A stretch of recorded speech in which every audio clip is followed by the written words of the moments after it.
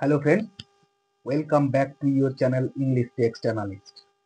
Friends, আজকে আমরা আবারও একটা নতুন টেক্সট নিয়ে চলে এসেছি। আজকে আমরা ক্লাস 10 এর ব্লিস যে বইটা রয়েছে এই বই থেকে lesson 3 page number 16 the passing away of Bapu written by নয়নতারা সেঘাল এই টেক্সটটা আমরা আজকে পড়ব। So friends, before going through the text, we should know the life and works of our lady author. তিনি ছিলেন একজন মহিলা কবি, তো তার সম্বন্ধে আমরা একটুখানি জেনে নিই চলো। নয়নতারা সিঘাল was born on May 10, 1927 in Allahabad, British India. Now it is called Prayagraj. She is now aged 97. She is one of the first female Indian writers in English. তিনি হন one of the first female Indian writers. বিখ্যাত মহিলা লেখিকাদের মধ্যে অন্যতম একজন ছিলেন তিনি। In English, ইংরেজিতে লেখা বা ইংরেজি ভাষায় লেখা। টু রিসিভ ওয়াইড রেকগনিশন, ব্যাপক খ্যাতি বা প্রসিদ্ধি অর্জন করেছিলেন। হার ফিকশন ডিলস উইথ, তার এই উপন্যাসের উপজীব্য ছিল ইন্ডিয়ার response to the crisis brought about by political changes. ভারতবাসী বা ভারতবর্ষ কতখানি সাড়া দিয়েছিল তখন যখন ভারতবর্ষে একটা রাজনৈতিক টানাপোড়েন বা সংকট তৈরি হয়েছিল। এই উপজীব্য বা এই বিষয়কে ভিত্তি করে তাঁর উপন্যাসগুলো আমরা দেখতে পাবো। কি ওয়ান দ্য সাহিত্য একাডেমি অ্যাওয়ার্ড, তিনি সাহিত্য একাডেমি পুরস্কারে ভূষিতা হয়েছিলেন ইন 1986, 1986 সালে, for her novel rich like us, তার উপন্যাস রিচ লাইক আস এটার উপর। তো ফ্রেন্ডস, এখানে একটা জিস্ট দিয়েছে দেখো ছোট, the text and extract from Nayantara Sahgal's memoir prison and chocolate cake. Nayantara সেঘালের স্মৃতি সংগ্রহ প্রিজন অ্যান্ড চকোলেট কেক থেকে এই পাঠ্যটা নেওয়া হয়েছে। Recounts the incidents following the death of Gandhiji, যেখানে তুলে ধরা হয়েছে গান্ধীজির মৃত্যুর পরে কি হয়েছিল। It vividly describes not only the author's personal sense of loss, এটা অত্যন্তভাবে বর্ণনা করে শুধুমাত্র লেখিকার সংবেদনশীল মানসিকতাতে যে একটা বড় ধরনের আঘাত লেগেছে তা কিন্তু নয়, বাট অলসো আরো দ্য কালেকটিভ গ্রিফ, একটা সমগ্র ভারতবর্ষের জনসাধারণের মনে যে একটা শোকের ছায়া নেমে এসেছিল বা সম্মিলিত একটা বিষণ্ণতা নেমে এসেছিল তা এখানে দেখানো হয়েছে। of the entire nation at the passing away of Mahatma Gandhi, Mahatma গান্ধীর মারা যাওয়ার কারণে বা মারা যাওয়ার ফলে। তো ফ্রেন্ডস, চলে আসি আমরা ইউনিট 1 এ। দেখো কি বলছে। I was having tea at home on the evening of 30th January 1948. আমি বাড়িতে বসে চা পান করছিলাম on the evening of 30th January, 30শে জানুয়ারি 1948, 1948 সালে। When I was called to Birla house, যখন আমাকে ডাকা হয়েছিল বিড়লা হাউসে, বাই অ্যান আর্জেন্ট টেলিফোন, একটা জরুরি ফোনের দ্বারা। Gandhiji had been shot on his way, গান্ধীজিকে তার যাওয়ার পথে গুলিবিদ্ধ করা হয়েছে। টু এ প্রেয়ার মিটিং, একটি প্রার্থনা সভায়। আই ওয়াজ নাম, নাম মানে হচ্ছে অসাড় বোধ করা বা হতবুদ্ধি হয়ে যাওয়া। আমি অত্যন্ত অসারতা ফিল করছিলাম। উইথ শক, মানসিক আঘাতের ফলে। As I got into the car, যখন আমি গাড়িতে উঠতে যাব বা গাড়ির মধ্যে প্রবেশ করতে যাব। At the Birla House, Birla হাউসে Gandhiji relative and followers had gathered, গান্ধীজির আত্মীয় স্বজনেরা এবং অনুগামীরা সমবেত হয়েছিলেন। রাউন্ড হিজ বডি, তার মরদেহের চারিদিকে। There was silence in the room, ঘরের মধ্যে একটা নিস্তব্ধতা বিরাজ করছিল। As Gandhiji breath his last, যেহেতু গান্ধীজি তার শেষ নিঃশ্বাস ত্যাগ করেছেন। ওয়ার্ড অফ বাপুজির ডেথ, বাপুজির মৃত্যুর কথাগুলো হ্যাড স্প্রেড থ্রু দিল্লি, দিল্লিতে ছড়িয়ে পড়েছিল। লাইক এ ফ্লেম, ঠিক যেন একটা অগ্নিশিখার মতো। ফ্যান্ড বাই ওয়াইন্ড, যা কিনা বাতাসের দ্বারা চারিদিকে ছড়িয়ে পড়েছিল। That groups of men and women had collected around Birla house, দুঃখী বা বিষণ্ণ মানুষের দল বিড়লা হাউসের চারিদিকে সমবেত হয়েছিলেন। Out of every window one could see, প্রত্যেকটা জানলার মধ্য থেকে একজন কেউ দেখতে পেত বা দেখতে পারত a brown blur of faces, বাদামি অস্পষ্ট বা আবছা মুখমণ্ডল গুলো। They did not make a sound, তারা কোনো শব্দ করেনি। There was an unnatural silence, একটা অস্বাভাবিক নিস্তব্ধতা বা নীরবতা বিরাজ করছিল। ইট ওয়াজ অ্যাজ ইফ, এটা ছিল যেন টাইম স্টুড স্টিল, সময় যেন থমকে গিয়েছিল। ফর দোজ ফিউ মিনিট, ওই কয়েকটা মিনিটের জন্য। The people were too stunned, লোকজনেরা অত্যন্ত হতবুদ্ধি বা হতবাক হয়ে গিয়েছিলেন। To speak in the beginning, শুরুতে কথা বলার জন্য। লেটার দে ক্ল্যামার ওয়াইল্ডলি, পরবর্তীকালে তারা জোরপূর্বক দাবি করলেন। শাউটিং অ্যান্ড ক্রাইং, চিৎকার করে এবং কান্নাকাটি করে। দে জাসল্ড ওয়ান অ্যানাদার, তারা একে অপরকে ঠেলাঠেলি করছিলেন। ইন এ স্ট্যাম্পেড, এবং পদপিষ্ট হয়ে যাচ্ছিলেন। To break into the house, ওই বাড়িতে জোরপূর্বক ঢুকবার জন্য। ব্রেক ইনটু একটা ফ্রেজাল ভার্ব, মানে হচ্ছে এন্টার ফরসিবলি, জোরপূর্বক প্রবেশ করা। দে কামড আ লিটিল, তারা একটুখানি শান্ত হলেন। when it was announced that, যখন এটা ঘোষণা করা হয়েছিল যে they would be allowed to see, তাদেরকে দেখতে অনুমতি দেওয়া হবে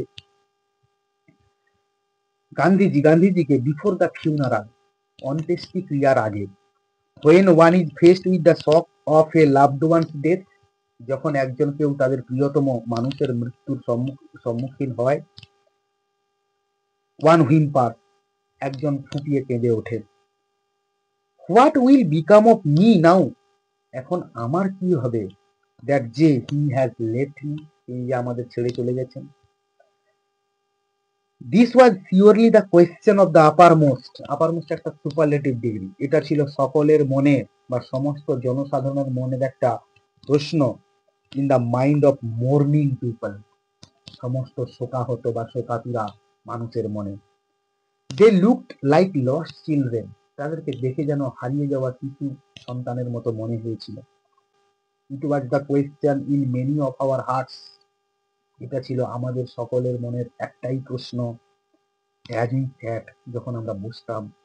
স্টিল শকড অ্যান্ড আনবিলিভিং, তখনও যেন মানসিক আঘাতপ্রাপ্ত হয়ে রয়েছি এমন মনে হতো এবং অবিশ্বাসকর বলে মনে হতো। We listen to the broadcast, আমরা রেডিওর প্রচার তরঙ্গ শুনছিলাম।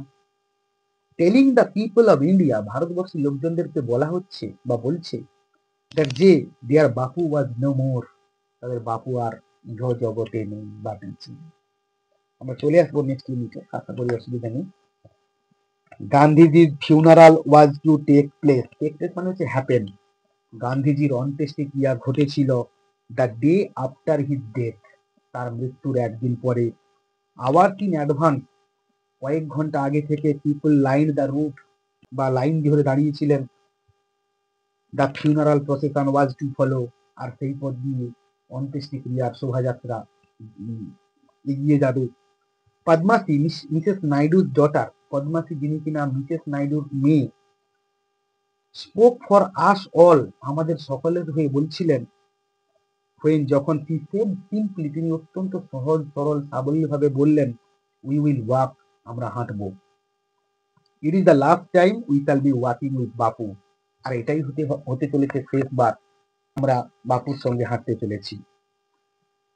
ইট ওয়াজ অ্যান এগোনাইজিং ওয়াক, এটা ছিল একটা যন্ত্রণাক্লিষ্ট হাঁটা। Thousand silently watch the procession, হাজার হাজার মানুষ এই শোভাযাত্রাকে চাক্ষুষ করেছিলেন। বাপু lay on an open truck, বাপু একটি খোলা ট্রাকের উপর শুয়েছিলেন। কাভার উইথ ফ্লাওয়ার, এবং তাকে ফুল দিয়ে ঢেকে রাখা হয়েছিল। থাউজেন্ডস অফ পিপল ওয়েপ্ট, হাজার হাজার মানুষ কান্নাকাটি করেছিলেন, ট্রাইং টু টাচ বাপুর ফিট, পদযুগলকে স্পর্শ করতে চেয়েছিলেন। It was impossible to move in the thick crowd, অত্যন্ত বা প্রচন্ড ভিড়ের মধ্যে নড়াচড়া করাটা অত্যন্ত কষ্টকর ছিল। অ্যাজ আই মুভড ফরওয়ার্ড, যেই মাত্র আমি সামনের দিকে অগ্রসর হলাম, স্লোলি, ধীরে ধীরে, আই আন্ডারস্টুড, আমি বুঝতে পারলাম, I was not merely in the midst of grieving people, আমি, মিডস্ট মানে হচ্ছে মধ্যে, আমি বিষণ্ণ বা শোকাতুরা মানুষের মধ্যে শুধু ছিলাম না। This was even more than the funeral procession, এটা ছিল এমনই একটা অন্ত্যেষ্টি ক্রিয়া, এমনই একটা মানুষের অন্ত্যেষ্টি ক্রিয়া অফ ইন্ডিয়ার বিলাভেড লিডার, ভারতবর্ষের প্রিয়তম নেতার। আই ওয়াজ অ্যামাং পিপল, আমি সেই সমস্ত মানুষদের মধ্যে ছিলাম, ফর হুম, যাদের কাছে walking with Bapu had a special meaning, বাপুর সঙ্গে হাঁটাটা ছিল একটা বিশেষ অর্থ। উই হ্যাড ওয়াকড উইথ বাপু, আমরা বাপুর সঙ্গে হেঁটেছিলাম, over the rough and smooth of India's recent history, ভারতবর্ষের সাম্প্রতিক ইতিহাসের চড়াই উতরাই। We could not now accept the fact that, এখন আমরা ঘটনাটা মেনে নিতে পারি না যে, the man who had led us over many difficult path, যিনি কিনা আমাদেরকে পরিচালিত করেছিলেন অনেক প্রতিবন্ধকতার পথ দিয়ে, was never going to walk with us again, আর কখনোই আমাদের সঙ্গে হাঁটবেন না। বাপুর slight figure had walked, slight মানে হচ্ছে স্লেন্ডার বা স্লিম, মানে কি পাতলা বা রোগা, বাপুর পাতলা শরীর আমাদের সঙ্গে হেঁটেছিল। স্টাফ, স্টাফ মানে হচ্ছে স্টিক, স্টাফ ইন হ্যান্ড, হাতে লাঠি নিয়ে, over a large part of India, ভারতবর্ষের একটা বৃহৎ অংশের উপর দিয়ে, to walk is to make slow progress, হাঁটা মানে হচ্ছে ধীর প্রগতি বা তার ধীর উন্নতি। It is to think with clarity, এটা অত্যন্ত পরিষ্কারভাবে বা স্বচ্ছতার সঙ্গে চিন্তা করা যায়, অ্যান্ড ক্লোজলি লুক, এবং অত্যন্ত কাছ থেকে পর্যবেক্ষণ করা যায়, at all that is around you, যা তোমার চারিদিকে রয়েছে।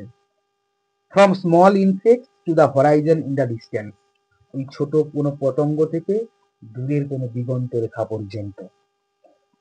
মোরওভার, অধিকন্তু বা আরো, to walk was often the only way, হাঁটাটাই ছিল একমাত্র উপায় বা পথ বা রাস্তা, open to the average Indian, যা কিনা সাধারণ বা গড়পড়তা ভারতীয়ের কাছে খোলা ছিল। ইট রিকোয়ার্ড নো ভেহিকল, এর জন্য কোনো যান বা বাহনের প্রয়োজন নেই, এক্সেপ্ট হিজ ওন বডি, কেবলমাত্র তার নিজের দেহ, অ্যান্ড কস্ট হিম নাথিং, এবং কোনো কিছুরই মূল্য চোকাতে হয় না, বাট হিজ এনার্জি, তার নিজের শরীরের শক্তি ছাড়া। গান্ধীজি টুক দিস নেসেসিটি, গান্ধীজি এর প্রয়োজনীয়তাটা সব থেকে বেশি করে উপলব্ধি করেছিলেন, as he took much that, কারণ তিনি এটা বেশি করে পছন্দ করতেন যে, দ্যাট ওয়াজ কমন প্লেস, যা কিনা ছিল সাধারণ, and transformed it into a joyful effort, এবং এটাকে রূপান্তরিত করেছিলেন একটা আনন্দ ঘন প্রচেষ্টার দ্বারা। তো ফ্রেন্ডস, আমরা চলে আসবো নেক্সট ইউনিটে। ইউনিট 3 কি বলছে দেখো, some days after the funeral, অন্ত্যেষ্টিক্রিয়ার কিছুদিন বাদে, আ স্পেশাল ট্রেন টু গান্ধীজির অ্যাসেস টু এলাহাবাদ, একটা বিশেষ ট্রেন গান্ধীজির চিতাভস্য এলাহাবাদে নিয়ে গিয়েছিল।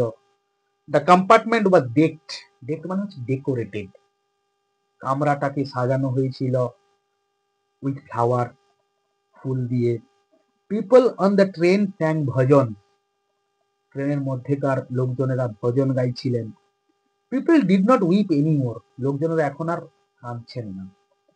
ফর দে কুড ফিল, কারণ তারা অনুভব করতে পারছিল, গান্ধীজির প্রেজেন্ট, গান্ধীজির উপস্থিতি, amid the flower and the song, ফুল এবং গানের মধ্য দিয়ে। অ্যাট এভরি স্টেশন, প্রত্যেকটা স্টেশনে sorrowful crowd fill the platform, বিষণ্ণ জনতা প্ল্যাটফর্মগুলোকে ভরিয়ে তুলেছিলেন। এমিড সং অ্যান্ড প্রেয়ার, গান এবং প্রার্থনার মধ্য দিয়ে দ্য ট্রেন রিচড এলাহাবাদ, ট্রেন এলাহাবাদে পৌঁছে গিয়েছিল। দ্য অ্যাসেস ওয়ার ইমার্সড, চিতাভস্মকে জলে ভাসিয়ে দেওয়া হয়েছিল। ইন দ্য গঞ্জে, গঙ্গার জলে। Where a huge crowd had gathered at the bank, যেখানে প্রচুর সংখ্যার মানুষ নদীর পাড়ে সমবেত হয়েছিলেন। আফটারওয়ার্ড, তারপরে, we all went back to Delhi, আমরা সকলেই দিল্লি ফিরে চলে এলাম। ব্যাক ইন দিল্লি, দিল্লি ফিরে এসে, আই ফেল্ট অ্যাট সি, আমি নিজেকে অত্যন্ত একাকী বা নিঃসঙ্গ বোধ করেছিলাম। I had not directly walked with Gandhiji, আমি সরাসরি গান্ধীজির সঙ্গে হাঁটিনি। গান two prison at his call, কিংবা তার ডাকে কারাবন্দী হইনি বা কারাগারে যাইনি। Or made any sacrifice for my country, অথবা আমার দেশের জন্য আমি কোনো আত্মত্যাগ করিনি। মাই সিস্টার্স অ্যান্ড আই, আমার বোনেরা এবং আমি, and other young people like me, এবং আমার মতো আরো অনেক তরুণ তরুণীরা, had been merely onlookers, ছিলাম কেবলই দর্শক। But still I felt at sea, কিন্তু তবুও আমি যেন একটা নিঃসঙ্গতা কোথাও না কোথাও অনুভব করছিলাম। আই ফেল্ট, আমি অনুভব করলাম, I had grown up within a magic circle, আমি যেন একটা জাদুগরি বৃত্তের মধ্যে বড় হয়ে উঠেছিলাম। উইথ বাপুজ পাসিং অ্যাওয়ে, বাপুর মারা যাওয়ার কারণে। I felt the magic circle had vanished, আমি এটা অনুভব করলাম যে ওই জাদুগরি বৃত্তটা অদৃশ্য হয়ে গেছে। লিভিং মি আনপ্রোটেক্টেড, আমাকে এক প্রকার অরক্ষিত রেখে দিয়ে। উইথ অ্যান এফর্ট, একটি প্রচেষ্টার দ্বারা। আই রাউজড মাইসেলফ, আমি নিজেকে জাগিয়ে তুললাম। আই আস্কড মাইসেলফ, আমি নিজেকে প্রশ্ন করলাম, had Bapu lived and died for nothing, Bapu কি বেঁচে ছিলেন এবং তিনি কিছুই করেননি? How could I so easily lose courage, কিভাবে এত সহজে আমি আমার সাহসটাকে হারাতে পারি?